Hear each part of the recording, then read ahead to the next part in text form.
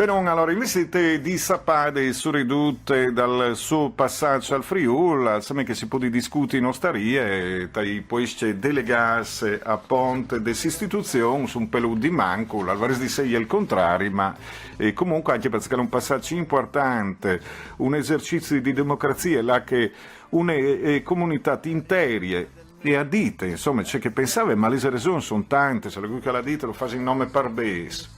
Se lo facessi anche perché gli hanno visto c'è che essere di male, per fare una scelta di un progetto comune contro un altro territorio, non potendo fare con conquista. Ecco, polemiche classiche da Stato italiano che lasciano il team che chiatin.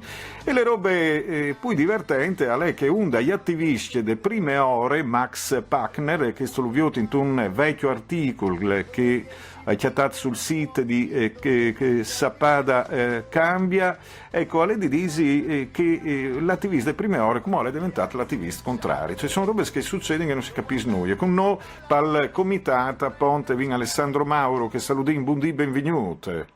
Buongiorno, grazie, saluti a tutti. Ma si sta trasformando in sceneggiate tutte queste. Sì, io ho capito che è stato le sceneggiate napoletane e tutto il resto, ormai è pandude perdute, è anche vero, è anche divertente, vi ho dude a teatri, tesse istituzioni di manco, mi permetti tu. Che dire, noi siamo un po' le vittime di tutta questa contesa politica, speriamo che ci sia maggior rispetto per la comunità di Sappada, di quello che purtroppo in questi giorni vediamo. Ecco, e tra l'altro a me in proprio delle piccole sbaruffe che però si trasformano in robe più grandi, ma dice hanno pure in Veneto riguardo Sappade? Ma chissà, forse non è neanche il Veneto che ha paura, forse sono anche lo Stato centrale, nel senso che tutti hanno paura di questo piccolo spostamento, di questa piccola comunità, diciamo, che non ha paure irrazionali, ma i cambiamenti fanno sempre paura, perché in questo caso forse la paura più grande è questa, che il potere di decidere del proprio assetto amministrativo passa dalle mani dei politici alle mani del popolo. Allora si vede che ci sono molti che non vogliono che questo potere sia nelle mani del popolo e questo forse fa paura. Ecco, anche perché in due chi passasse chi, cioè di volte si arriva a una certa chiarezza, ma il resto arriva una marea di contraddizioni, se anche quel che magari le persone si versano di considerare.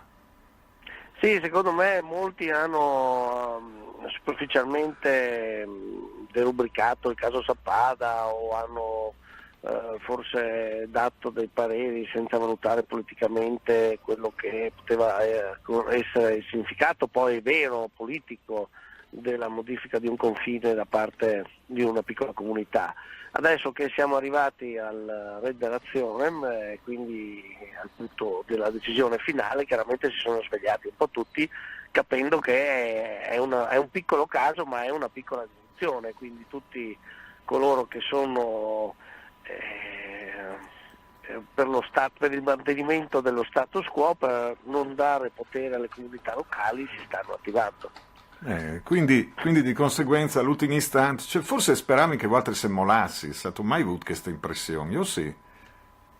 Ma no, vabbè sì, forse qualcuno sperava, sì, hanno sperato, è la tecnica classica, quella di, per esempio adesso il Veneto a 2 giorni dal voto, il Consiglio regionale del Veneto, il Presidente del Consiglio regionale del Veneto scrive una lettera nella quale dice che il parere dato dal Consiglio regionale del Veneto, anzi che la mozione data dal Consiglio regionale del Veneto non sarebbe il parere, cioè un cavillo di quelli proprio da Zeccacarbugli, diciamo così, a 2 giorni dal voto, quindi probabilmente tutti pensavano e speravano che non si sarebbe arrivati a questo punto, e adesso che invece siamo lì nel calendario dell'Aula della Camera dei Deputati, improvvisamente c'è questo cavillo al quale si è attaccato il Consiglio regionale del Veneto. Però, ma io mi domandi una roba, ma se anche arrivassi a fermadut, sperino di risolvere il problema? Sicuramente no.